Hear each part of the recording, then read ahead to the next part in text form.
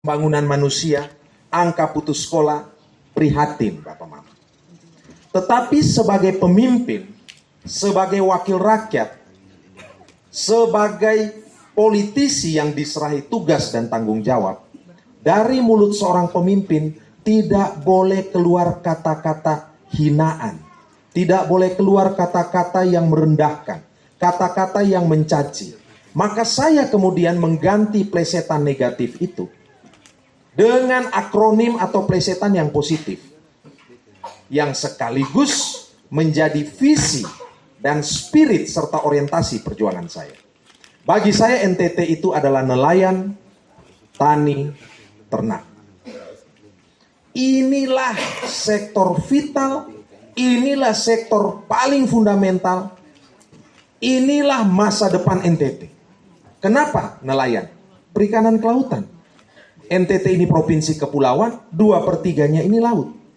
Kalau diberdayakan secara benar, negara hadir betul, bukan tidak mungkin laut kita akan menjadi sumber kehidupan bagi daerah dan bagi rakyat ini.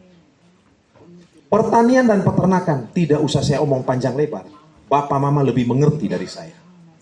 Persoalannya petani, peternak dan nelayan kita, itu adalah petani, peternak, nelayan skala kecil, skala tradisional, rumahan, semuanya serba terbatas, menjalankan profesi mereka dengan cara-cara yang sangat konvensional.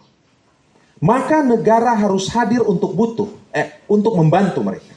Contoh, petani mau buka lahan, di lahan yang keras dan berbatu ini, dia butuh alat berat seperti mungkin eskavator, mungkin dia butuh traktor roda 4. Mama-mama mau tanam sayur, buat bedeng, kalau pakai tenaga manusia susah. Ada mama yang di satu tempat di mana saya lupa, Pak, kami buka bedeng harus tondok-tondok nih, kami pinggang patah Pak, dia bilang gitu. Mereka butuh kultivator, butuh benih, butuh bibit, butuh alat semprot. Yang punya itu adalah negara. Kalau beli pasti mahal. Panen, kalau pakai tenaga manusia butuh waktu lama. Kalau sewa barang orang, harganya mungkin 3,5 jutaan, mahal. Inilah yang harus diperjuangkan oleh seorang Ansi Lema. Nah, sekarang kaitan dengan acara kita, kaitan dengan kerjanya Om Dolfus dan lain-lain. Saya mau katakan begini, singkatnya begini Bapak. Acara ini diselenggarakan untuk memberikan edukasi kepada kita, supaya kita bisa mengerti, memahami bagaimana memperlakukan hutan dan lahan kita. Saya ingin katakan bahwa hutan itu super penting bagi kehidupan kita. Hutan itu adalah sumber kehidupan kita. Kenapa? Kalau ada hutan, ada wilayah tak tutupan, tangkapan, maka akan ada air. Dan kalau ada air, akan ada kehidupan. Semua kehidupan, silahkan baca kitab suci, atau apapun juga buku, hanya bisa hidup kalau ada air. Untuk konteks kita, ternak butuh air. Tanaman, tumbuhan butuh air. Ikan, air tawar ini butuh air.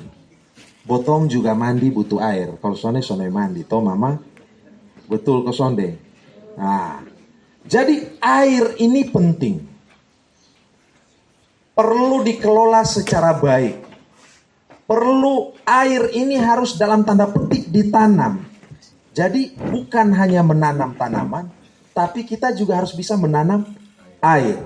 Supaya seperti kata Om Dolfus tadi, ada sumber-sumber air baru yang tumbuh. Jadi Bapak Mama, kerja kita ini adalah kerja untuk kehidupan. Kerja Om Dolfus dan jajarannya ini kerja yang sungguh sangat mulia Bapak Mama. Sungguh sangat mulia. Kenapa? Karena adanya di wilayah-wilayah yang jauh, yang tidak dilihat orang, tetapi mengurus paling hulu, menyangkut urusan kehidupan kita bersama. Kita berikan apresiasi dan applause buat Om Dogus dan kawan-kawan.